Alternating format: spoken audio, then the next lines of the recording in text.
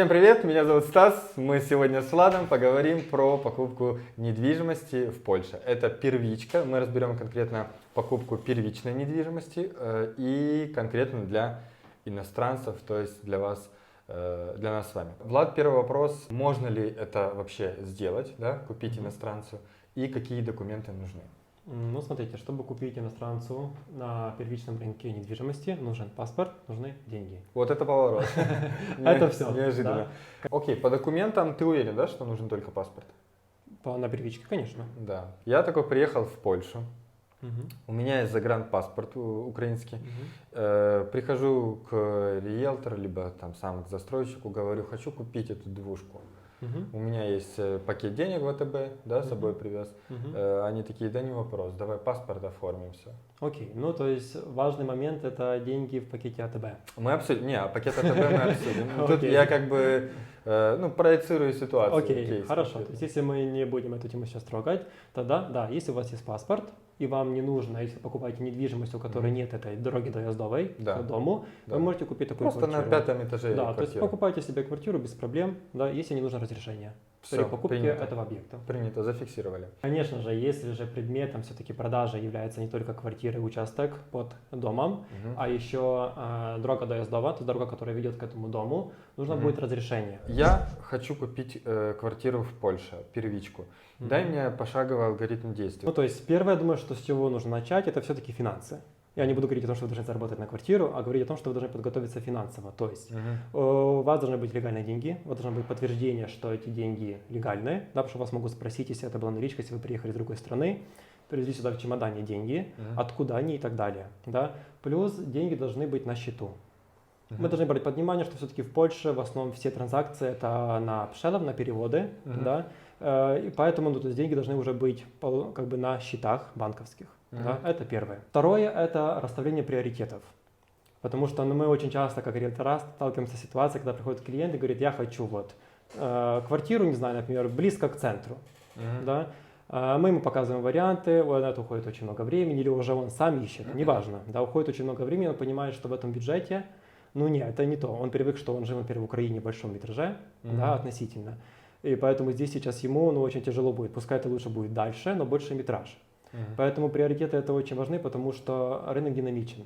И пока вы там себя рассматриваете варианты и так далее, уходят другие хорошие варианты, пока вы не понимаете, чего вы хотите. Отлично. Вы досмотрели видео до этого момента, значит, вам реально интересна тема бизнеса в Польше. Если так, поставьте лайк этому видео и подпишитесь на наш канал. А если вам нужна профессиональная регистрация компании, ИП, ведение польской бухгалтерии или консультация по запуску бизнеса в Польше, внизу под видео вы найдете все необходимые ссылки. То есть есть техническое задание, я начинаю искать недвижимость. Я могу это делать сам, могу делать Окей. с риэлтором. Расскажи. Окей, хорошо. То есть давай начнем с того, что если вы ищете как сам один, Мгм. да, то Самостоятельно. есть самостоятельно, мы должны понимать, что все-таки есть разные застройщики, как и крупные фирмы, Мгм. да, которые уже на рынке очень долго, которые уже проверены, скажем так, не только клиентами, но и временем. Ну и прежде всего. Богом проверены, Да, даже что уж да, там. да. И есть все-таки малые застройщики, Мгм. которые там работают год, два, три. Да? И мы должны понимать, что, конечно, у них тоже очень разный ценовой сегмент. Да? То есть, например, такая же квартира в большой фирме проверенная будет стоить немножко дороже, чем у малого застройщика временами. Мгм. Да? И чтобы тоже не сразу бросаться на такие варианты, мы должны более узнать о застройщике. Мгм. То есть почитать его отзывы, прежде всего. Зачастую, если есть какие-то не очень довольные жильцы, Обязательно напишут. да, его предыдущих. Мы никогда не пишем, когда хорошо. Мы вместо пишем, когда плохо. Такая, это правда. 100%, Да? Поэтому, то есть, почитать все-таки опинии, потому что отзывы – это очень важно при покупке от застройщика, чтобы потом вы не были разочарованы своей покупкой прежде всего. Мгм. Да? То есть, и когда мы уже плюс-минус понимаем, да, окей, какой застройщик, мы едем смотреть объекты. Да? Мгм. Ну и снова же, я же говорю, нужно понимать, что если большой застройщик, будет больше вариантов и так далее. Да, если это малый застройщик, зачастую это маленький объект с небольшим выбором квартир, например. Мгм. Да. Где ты это ищешь? У нас будет отдельное видео на тему Мгм. поиска. Конкретно мы разберем сайты, может, посидим с тобой и поковыряемся. Прям Окей, посмотрим да, объекты, да, да, да. какие-то. Вот я приехал, я иностранец, Да. да, куда мне идти? Да, то есть, есть два варианта. Первый, снова же, один ищешь, да, или же риэлтор. Да не-не, я имею в виду, если я один, то я иду конкретно, окей. я иду на OLX.pl, Да, я иду окей, в все, Facebook. рассказываю. То есть есть, скажем так, 4-5 очень известных порталей, то есть сайтов в Польше, где мы ищем. Это Autodom и OLX, это по сути одна платформа, поделена, да. Дальше это есть Градка, нерухомости онлайн и Morizon. Окей, Это все такие- ссылки мы оставим да. в описании, Влад нам скинет, мы закинем в описании. Да, это такие самые-самые популярные сайты, где мы по поиску недвижимости. Мгм. Также мы должны понимать, что у каждого застройщика тоже есть свои лендинги. Ну да, свой сайт. Да, лендинг. поэтому если мы даже в Гугле впишем, что, например, ищу такую-такую квартиру, да, Даже в конкретном районе. да, допустим, то есть лендинги сразу же нас и догонят. реклама догонит, ну, как бы это так работает, да, поэтому, то есть, что касаемо просто по поиске, как просмотра вариантов, я считаю, что интернета довольно-таки достаточно. Окей, соответственно, если я сам, я шурую в интернет, начинаю просто гуглить на OLX, там, да, на да. всем остальном ищу. Если мне нравится объект, то там просто беру и звоню. Правильно? Там же ж везде Да, есть да, контакт. да. Риэлтор. Какую он задачу решает? Риэлтор работает так, что у него тоже есть оферты, то есть предложения, которых Мгм. нет на рынке. То есть, например, не знаю, есть какой-то застройщик, который купил от нас участок, да, Мгм. сейчас он там строит объект, и у нас, как у агентства недвижимости, есть как бы первенство, мы первые, Мгм. у кого есть эти объекты в продаже, да, Мгм. которых нет в интернете, у которых нет у других агентств недвижимости. Зачастую это более выгодная цена, плюс предложение, которого нет на рынке. Но мы все люди, мы хотим временами что-то купить особенное. Ну да. Да, С как каким-то не- большим да, балкончиком. да, ну чтобы- то есть элементарно, то есть покупаем квартиру, которой не было еще на рынке и так далее, Мгм. да, и плюс лучше цена, например. Да, Мгм. поэтому, то есть, как у агентов есть доступ, да, к таким недвижимостям. Мгм. Плюс тоже риэлтора работают между собой, да, и временами даже, например, если у конкретного агента нет, Мгм. ну, то могут быть у других. И он, когда Окей. под вас ищет, он в состоянии найти объект, которого нет на Что рынке. позволяет, поправь меня, если я не прав, позволяет закрыть задачу клиента быстрее. Быстрее. То есть быстрее да. найти недвижимость. И более стабильно, потому что мы должны тоже понимать, что когда мы идем просто к застройщику, вариант, Да. который мы сегодня смотрели, завтра его уже может не быть. А все-таки, если я показываю вам как первым клиентам и так далее, то есть ссыл уже к вам более как бы эластичен, Мгм. квартиры еще нет на рынке, больше шанс, что вы ее купите. Да, то есть у вас будет немножко даже больше времени на то, чтобы подумать. Мгм. Элементарно. Окей, соответственно, две вещи я для себя фиксирую, вы тоже записывайте, пожалуйста. Первое, это могут быть кейсы с более выгодной ценой, да, то есть дешевле просто квадратный метр. Второе, ваша задача может закрыться там в несколько раз быстрее, потому что есть какие-то личные базы риэлторов, есть white label, которые отдают только там какой-то компании, агентству недвижимости. Для людей там из Украины, Беларуси покупка недвижимости на котловане — это история, ну типа, примерно такая же рискованная, как криптовалюты, понял? Окей. Не, ну Да, здесь, объясни. да, здесь в этом плане все довольно-таки просто, потому что ну, это все регулируется правом и довольно-таки жестко. Да, Мгм. поэтому здесь такого, что в итоге дом не отдают, но это единичный случай на данный момент, тем более А сейчас. если отдают, смотри, в Украине есть такая тема. Дом отдают, но только отдают непонятно в каком состоянии, непонятно с какими документами, какие-то траблы с документами, Мгм. какой-то газ провести нельзя в итоге, эта дорога касается железной дороги и так далее. Ну, то есть, смотрите, во-первых, вы можете не принять этот объект. Например, если вы заходите в свою недвижимость, которую вы купили, да, Мгм. берете с собой, всегда нужно желательно брать с собой человека, который понимает, как сделать отбор нерухомости. Мгм. Да? Это риэлтор делает или это Нет, отдельный это специалист? отдельный специалист. Да? Он приходит, он делает отбор этой нерухомости. И, например, если там что-то сделано не по стандарту, как было прописано в умове девелоперской, Мгм. да, там, не знаю, лопнуло стекло, например, да, неровные стены или еще что-то, всегда есть Мгм. какой-то там зазор определенный, да, который можно заакцептировать. Но если же нет, мы просто ее не принимаем. Да? Потом мы это делаем такое соглашение до девелопера, да, Мгм. до застройщика. У него есть 14 дней на то, чтобы он мог отвоочи, то есть прокомментировать эту ситуацию. Мгм. Ну, И короче, пот- идет некий да, процесс да, то коммуникации есть 2 юридический недели, такой. да, и потом 30 дней на то, чтобы устранить эту неполадку, скажем так. Если все-таки Да. это была Если неправда. же срок дольше, он должен аргументировать почему. Если это реально покупка с котлована, средний срок покупки, средний срок строительства ты называл 3 года? 3-4, да. 3-4 да. года. Есть что-то такое, как Рассказывай. да, всё. есть что-то такое, как устава девелоперска, да, Мгм. и уже по ней мы регулируем все, что происходит на этапе постройки, регулируется все уставой девелоперской. Мгм. Что такое Да. устава? Это что? Закон. Это- Это все здесь более правильно регулируется, и здесь Мгм. риски намного все-таки меньше. Конечно же, я говорю, бывают такие случаи, когда мы, например, приходим на отбор квартиры, Да. и там что-то не так. Но поэтому... У тебя был какой-то кейс, например? Ну, то есть было так, что там был неправильно, как бы кривые стены немножко, да, положена гладь, как бы не совсем хорошо. То есть поэтому девелопер должен это был сделать, например, да. Или был кейс, когда приходят на отбор, а в итоге влажность была очень сильная, что-то пошло не так в этапе постройки, и вот до половины стены видно, что влажность. Ага, Да, типа как она бы, мокрая да, и какая-то, конечно же, что если бы клиент сделал бы отбор этой квартиры с этим, больше всего, что он бы с этим бы и остался. Да, но если он сразу не заакцептировал это, да, сделал как бы ремарку на то, что окей, ты должен как застройщик это мне исправить, да, то там или исправить, или снизить цену за недвижимость, например, да, то есть там есть разные как бы выходы из ситуации, да, но все нужно, вот поэтому этот отбор, он очень важен. Вы должны обратить внимание на все, что может быть не так. Насколько здесь цена реально отличается от первички и вторички, и насколько она растет от котлована до там, готовой недвижки? Но все-таки на рынке, например, примеры как Варшава, да, мы должны брать под внимание, что все-таки если мы берем определенный район и берем там, например, вторичку, да, то есть ну, какой-то старый блок, то, да, и берем, например, от застройщика, застройщик будет все-таки дороже вам получаться, как и за метр квадратный, плюс вы должны брать под внимание, что там еще ремонт нужно сделать и так далее, и так далее. Да. То есть все-таки в таком же районе, да, более все-таки вторичка больше вам оплачивается на данный момент. Насколько меняется цена, если ты в котловане, ну там... Ну, то есть изменения тоже, как бы мы видим, что цена, конечно же, растет, да, то есть, например, если вы можете купить, например, на самом первом этапе, пускай, например, за 10 за метр квадратный, да, то, например, уже в последнем этапе это будет, например, 12. То есть разница все-таки ну, очень большая. Там, условно в 2000. Да, в 20%, и это там за 3 То есть это тоже года. основа же зависит от застройщика и так далее, но все-таки этот зазор всегда есть. Ну и это за счет повышения цены недвижимости в целом, спроса, да, и повышения. Да, да, ну плюс, конечно же, если рынок растет, ну то вы зарабатываете на этом еще больше, потому что вы там купили, да, плюс, ну то есть вы купили на первичном этапе, да, потом еще плюс рынок вырос, как это сейчас выглядело, да, то есть реально зарабатывали большие деньги только из-за того, что они просто купили в нужном моменте. Если нам объект нравится, мы его резервируем. Да, зачастую у застройщика это очень простой процесс. Мы даже это можно сделать онлайн.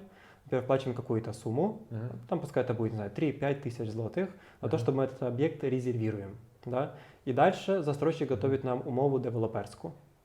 То есть в умове девелоперской уже будут прописаны все нюансы этой транзакции. То есть, конкретно это с тобой, с конкретным человеком? Да, да. То есть она подписывается между застройщиком и клиентом, да, в котором описаны уже будут все процессы. То есть стоимость квартиры, да, как вы будете вплачивать, потому что когда мы покупаем на котловане, да, то есть от застройщика, и, например, квартира еще в этапе постройки, например, да, то мне мы будем прописывать, что, например, вы должны заплатить, там, не знаю, 6 раз, например, по 100 тысяч, грубо говоря, да, в таком-то периоде времени. В течение там 4 лет. Да, то есть это там будет все прописано, да, плюс там будет прописано, когда они должны закончить постройку, и когда они должны вам отдать ключи к квартире, и когда вы должны будете сфинализировать транзакцию, то есть вы станете владельцем недвижимости. Это все прописано в умове девелоперской, да. Насколько это длинные документы? Насколько это типа... Ну, это страниц 20. Ага, окей. Сколько на этом этапе могут быть торги какие-то с застройщиком? Ну, если честно, зачастую торгов нет. Ну, то есть могут быть какие-то там торги по поводу цены еще и так далее, и так далее. Ну, я имею в виду, да, цена, условия, типа, дайте мне пивницу в подарок. То есть, конечно же, что можно разговаривать, да, то есть, например, застройщик, но он тоже эластичен, это тоже бизнесмен, он тоже на этом зарабатывает, да, и он тоже, например, если видит клиента, который конкретный, например, который наличковый, он может быть более склонен к каким-то торгам, например, да. Но это нужно брать тоже под внимание, то есть, например, когда была пандемия. Ну, застройщики же бросали бесплатно вам, да, покупайте квартиру, я вам дам гараж бесплатно. Покупай квартиру, я тебе дам пивницу бесплатно. Ну, то есть коммунку Локаторскую, да. Сейчас, когда рынок очень динамичен, но тут уже будут более... Условия диктовать. Да, все-таки нужно это брать под внимание. Я ее подписываю, что потом?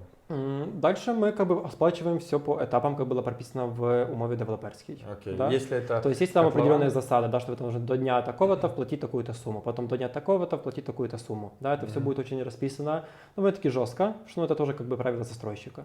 Да? Но точно так же там потом будут для вас плюсом будут расписаны нормы квартиры. Например, да, что метраж там должен соглашаться, да, с тем, что заявляет застройщик. Потому что бывает, когда мы берем квартиру, могут быть немножко маленькая разница, может быть, в метраже. Да, есть там какой-то процент, который мы акцептируем, что так, окей, так может быть, да, есть какой-то, когда нет. Например, Да. она должна была быть 50 квадратов, а она 45. Оказалось там, например, да, 45 или там, например, 47, да, то есть это все-таки большая разница, Ну да, да. то есть там тоже будут прописаны нюансы, да, такие как, что, например, не соглашается метраж, что тогда, да, то есть это все в этом договоре все прописано, Окей. поэтому очень важно с ним хорошо как бы запознать, его прочесть и узнать все, что там прописано, и понимать, Окей. что там написано. На этом этапе какую задачу решает риэлтор, и вот если человек будет сравнивать альтернативу, читать это и заниматься самому, Мгм. либо с риэлтором. Ну, проблема в том, что вы как человек приватный, да, физическое лицо, вы тоже не всегда, вы не понимаете, какие нормы здесь, да, и Мгм. как можно с застройщиком разговаривать и так далее. Как ни крутите, в риэлтор он имеет опыт. Мгм. Ну, Мгм. как минимум, да, то есть мы там берем, например, временами, да, есть какие-то нормы уставовые, да, которые накидывает государство, но все же всегда еще можно как бы из-за того, что есть опыт, где-то более поторговаться, где-то более как бы вы для себя выбить лучшие воронки, Мгм. условия, да. Поэтому, то есть, и как минимум, риэлтор знает все, как это выглядит поэтапно, все, как должно быть прописано, даже чисто из-за того, что он понимает, он закрыл уже X сделок, Мгм. плюс в разных застройщиков. Да, то есть он тоже может сравнить, что, например, такая фирма дает вот такие условия, да, Мгм. такая вот такие, поэтому давай мы попытаемся, вот здесь было лучше, накинем этому застройщику такие же условия. И риэлтор умов. читает этот договор. Ну, конечно, да, да. Да. Окей, сколько это стоит счастье? Мы сейчас, ну, потому что люди будут спрашивать в любом случае, и понятно, что ты занимаешься этим, это твой Да, бизнес. да. How much и как Не, это но вы тоже должны происходит? понимать, что если все-таки в Польше рынок недвижимости первичный, он работает так, что платит застройщик. Мгм. Да? То есть мы, как, если вы как риэлтор ищете для своего клиента, да, то риэлтору платит застройщик. Да? Мгм. Но также, например, могут быть какие-то определенные условия, да, которые могут быть у вас с риэлтором.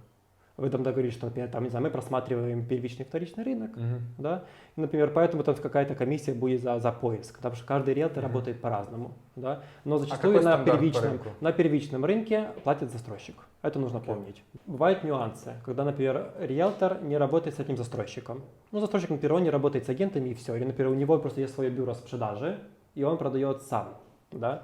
И бывает ситуация, когда он не хочет работать тоже с риэлторами, у них нет подписанного договора. Они не да. хотят им комиссию Да, отдавать. и тогда, например, конечно, что если ко мне приходит клиент и говорит, что слушай, так и так, ну вот я хочу купить такой объект, я ему говорю, что ну мы с этим застройщиком не работаем. Он, ну да, я понимаю, но помоги мне, потому что я не понимаю того, можешь ли ты меня проконсультировать, провести эту сделку, Мгм. я тебе заплачу. То есть это как за консалтинг ты берешь? Ну, грубо говоря, да. То есть, конечно, когда там, не знаю, при поиске недвижимости и так далее, то есть полностью весь процесс, например, это может быть 3%, чисто такая консультация, например, это 1,5%. Да? Окей.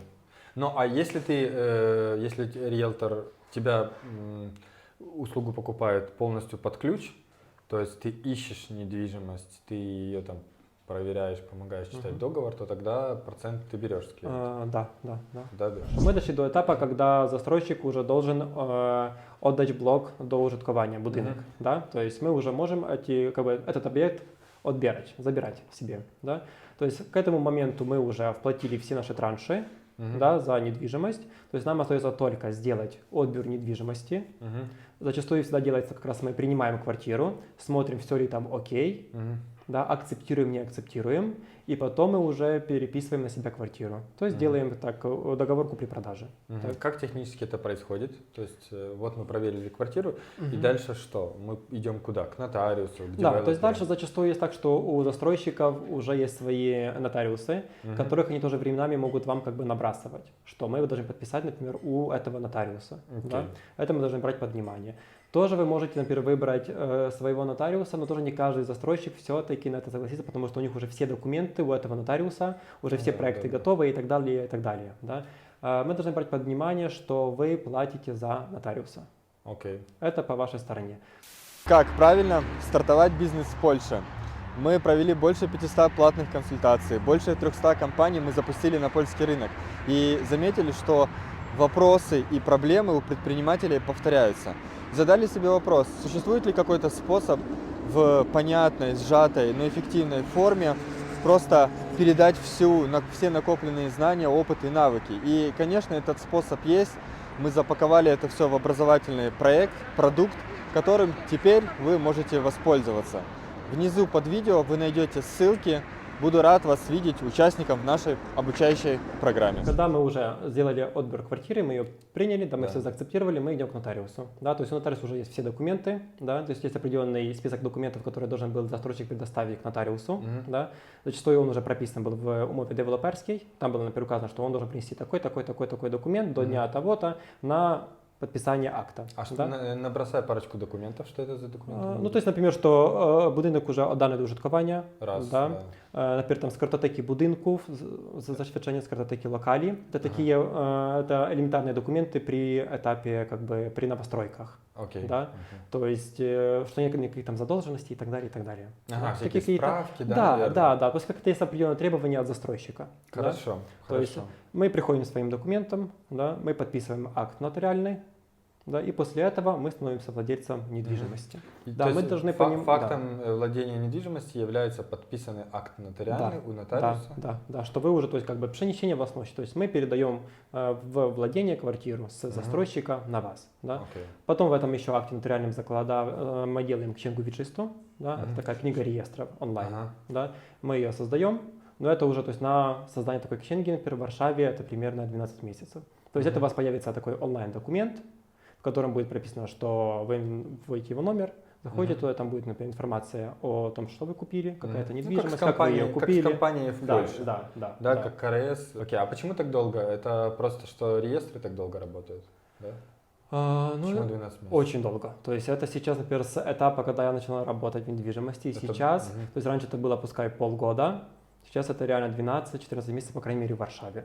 Окей. Да. А какие Это с этим очень- есть связанные риски, если у тебя Не, ну, то есть, есть или нет? По в сути, Шенгене? рисков как рисков нет. Да, ну, Да. например, если вы купили недвижимость и хотите ее продать, и у вас еще, например, нет книги вичистой, а уже был акт, В с онлайн-реестре в этом? да, с этим могут быть проблемы, потому что документ создается уже на ваше имя. Окей, и чтобы он создался, ты должен быть в онлайн-реестре? Да. Все, да. зафиксируй. Прекрасно, вот мне прям понятно становится. Что дальше? Мне в какой момент ключи выдают от квартиры? Ну, то есть вам отдает застройщик. В момент подписания То есть, когда вы акта. подписали, то бывает разные ситуации. Бывает такое, что ключи вам отдают перед актом, Ага. потому что уже... Деньги ж выплачены. Да, то есть и блок уже отданный в эксплуатацию, да, уже все окей. Очень часто дают ключи немножко ранее, чтобы Мгм. вы, например, какие-то там ремонты делали. А, да? даже так. То есть такое тоже бывает. Окей. Да? Ну, в Или же целом- уже после акта. Но в целом тебе как бы отдают ключи, договор купли-продажи, То есть все, всё, ты уже квартира полноценный твоя, владелец, есть да, ключи, можешь делать ремонты. делай, что хочешь. Да, Ремонты, не ремонты, продавай, не продавай, это уже вторая история. Покупка недвижимости, скорее всего, она как бы вот вроде бы уже закончилась, но она не заканчивается в контексте формальностей, которые надо сделать. Это как с регистрацией компании. Компанию открыл, а там еще туда-сюда, листа бенефициаров, налоговая зарегистрируется. Ого, так там еще куча всего. Ну, Есть это ли да. что-то? Ну, то есть мы должны брать под внимание то, что, например, на первичном рынке вы не платите налога от покупки недвижимости. Мгм. То есть, да, на вторичном есть 2%, да, вы покупаете от застройщика, вы От не суммы- платите от суммы, от да. стоимости, от транзакции, от цены транзакционной. Да, то есть квартира 500 тысяч, да, на рынке вторично вы 2%. платите 2%, на первичке вы этого налога не платите. Да. Окей. Когда вы получили уже квартиру, вы должны пойти, это как минимум, то есть у вас будет администрация, Мгм. да, будет в каждом всегда дом, или, например, ощедле, да, они Мгм. имеют свою администрацию, да, там сообщить, например, что вы являетесь уже новым владельцем, да, Мгм. плюс вы должны себе выбрать доставцов медиа, да, Мгм. то есть это, например, подключить себе свет, выбрать, какая фирма будет, да, у вас, Мгм. там, например, там, не знаю, ЭОН, может быть, это самая такая популярная в Польше, да, выбираете. Таурон или нет? Есть Таурон, есть ЭОН, то есть, ну, таких фирм достаточно Окей. много. То есть да. в Польше ты сам выбираешь, кто тебе будет электричество давать? Да, ну то есть мы должны тоже понимать, что, например, может быть такое, что там только может быть одна фирма, и Да, у вас потому что нет права провода- выбора, да, грубо провода. говоря, да. А может быть такое, что все-таки могут быть там быть две фирмы, и вы уже можете выбрать, какая фирма вам более все-таки Окей. близка. Задача после покупки квартиры, правильно я понимаю, тебе нужно подписать просто со всеми договора как-то? Ну, Или то есть, да, как? например, со светом, да, что, например, вы подписываете с ним договор, да, что, например, вот такого дня, все, они тебе дают свет, да, и ты будешь там оплачивать, например, ежемесячно, там, ежеквартально, или как ты там выберешь себе, да, определенный Да. тариф и так далее, да. Плюс вам еще нужно, например, сообщить в Уженде место, да, Мгм. что вы приобрели себе квартиру, чтобы вам насчитали налог от недвижимости. Мгм. Да, зачастую это очень маленькие суммы, да, то есть это там в зависимости от расположения, да, Ага. недвижимости, Ну, в например, целом, от это что, метража. набросать цифры? Это 100 Это, злотых, да, это 500? там 100 злотых в месяц плюс-минус. Окей, Да? то есть- Ой, не месяц, извините, в год. В год. В год, В год, да, да. да. Что здесь в Польше такая система, что есть у каждого дома есть своя администрация, да, они там убирают, делают какие-то там ремонты, собирают на что-то и так далее, да, и они там за это вы оплачиваете какую-то определенную сумму, да, Ну то да, есть там, это тоже, мы должны понимать, что на вторичке это немножко меньше суммы, чем на вторичке, это больше суммы, чем на первичке. Потому что это еще новый блок, там еще очень мало что нужно делать, да, поэтому чинш этот может быть очень низким. Чинш может меняться. А То что есть такое change? Чинш, то есть это оплаты, которые вы вносите на rzecz этой wspólноты или администрации, которая следит за вашим домом. То Да? есть это, грубо говоря, все скидывается копеечка на то, чтобы Да, убирали, да, да. чистили, Ну, грубо говоря, мыли делали там. ремонт и так далее. Да? Всё, То есть понял. поэтому, если вы, например, живете там один в квартире, плюс, например, администрация регулирует там воду и так далее. Да? И, например, если вы живете один, то, например, вы там в год, вам нужно X количество воды. Да? И вы, например, платите просто каждый месяц такую-то сумму за эту, ну, как чинш, с водой и так далее, да. Если у вас, например, там двое-трое, соответственно, для вас воды больше, соответственно, оплата будет больше. Также мусор, например, да. Вы живете один, мусор это будет X килограммов, да, 3 человека это будет Y. Давай теперь финансовую часть. Какие есть расходные части? Первое – это покупка самой квартиры. Второе – нотариус. Сколько в среднем? Ну, то есть в среднем, я думаю, что мы должны брать под внимание, что это 2500 это будет сам акт. Злотых. Да, да. Плюс кошты выписывают, то есть этих самих актов, да, то есть там идет для застройщика, идет для вас, да. То есть там пускай еще дойдет, там, не знаю, 500 злотых. То есть в среднем То есть, трешка, да, и это вы ты должны, платишь, не застройщик. Нет, да, это платит человек, который покупает. Тоже мы должны брать под внимание, что это все-таки тоже зависит от цены недвижимости. Да? Чем ниже, например, недвижимость, цена, тем будет немножко меньше оплаты у нотариуса. Да? Больше цена. Мы берем сейчас средний. Какая средняя цена на недвижимость, если Варшаву взять? Это 1800, наверное? Ну, то есть средний злотых. чек, да, Варшава это так 650-750 тысяч, это средний чек. Даже чуть меньше, да? Ну, то есть там Ну, 700, плюс-минус, да, потому что все-таки очень большая потребность, что касаемо квартиры, это меньше квартиры, да. То есть, например, там кавалерка, 2 комнаты, которые там, не знаю, ну, пускай 500-600 тысяч, на них больше спрос, чем на вот такие большие квартиры. Особенно, там когда есть больше, 2% кредит, да, который подходит. да, больше, чем, например, на миллион, поэтому он выравнивается из-за этого средний чек. Да. Да. То есть ясно, что запрос больше на меньше квартиры и дешевле квартиры. Да? Окей. Соответственно, стоимость покупки недвижимости, да, то есть Да. дальше это нотариус, в среднем 3000 злотых. Во Да. время первички, в принципе, все. То есть у тебя налог еще на недвижимость, типа там 100 злотых Ну, в год. там, в год, там, Ну и, собственно, 100, все 200, твои да. оплаты, которые есть, это Ну, которые... в администрацию, которая управляет вашей недвижимостью, и свет, вода, там... Ну, то есть, да, то есть вода зачастую это тоже уже будет в администрацию, вам просто Окей. это считают в эту сумму, которую будете платить ежемесячно, да. Свет это понятно, сколько вы использовали, сколько заплатили, Ага. ну, плюс там интернет, например, да, и так далее, но это уже ваши расходы, которые вы платите просто, ну, как в обычном. Ну да. Ну, И если- получается, ну я просто хочу понять, если я купил квартиру, но пока в ней не живу, и она стоит, то я все равно должен платить чинш. Да, но ты можешь его немножко уменьшить. И с каким кейсом можно обратиться к тебе? То есть что в этом контексте у тебя купить можно? Какую услугу? Ну, то есть это может быть сопровождение, например, Сделки, да, да, я не работаю с этим застройщиком, да, то есть наша фирма не работает, Мгм. но, например, вам нужна все-таки консультация, хотите, чтобы вас сопроводили за ручку по всем этапам, да, Мгм. то есть это как вот первый вариант, да, второй вариант, вы к нам приходите, что вы ищете, мы смотрим на запрос, и мы предлагаем варианты, которые, например, есть у нас, которых нет в интернете, да, или к которым мы просто имеем доступ. И в этом случае вы берете деньги с застройщика или с... Да, то есть, например, если мы просто посмотрим, выдаем варианты, которые мы работаем с застройщиком, он Да. нам платит. Да, если мы с Всё, застройщиком понял. не работаем, то тогда да, какой-то там... а процент. у вас, например, там, не знаю, просто есть своя квартира, которую вы хотите купить, и вам нужно сопровождение, да, тогда вы платите нам за сопровождение. Друзья, ну что, сегодня мы поговорили про покупку первички. Процесс отличается, мы специально разбили это, да, вот первичку, вторичку, тонкими слайсами, как хамон в Испании. Мы нарезали все эти видео специально для вас. Друзья, спасибо за просмотр этого видео. Если вам понравилось, ставьте лайк, подписывайтесь на канал, пишите вопросы в комментариях, что вам еще интересно узнать. И хорошего вам бизнеса в Польше. Если вам нужна помощь в регистрации компании, открытии ИП и бухгалтерии, тоже пишите нам, все ссылки в описании. Попадки!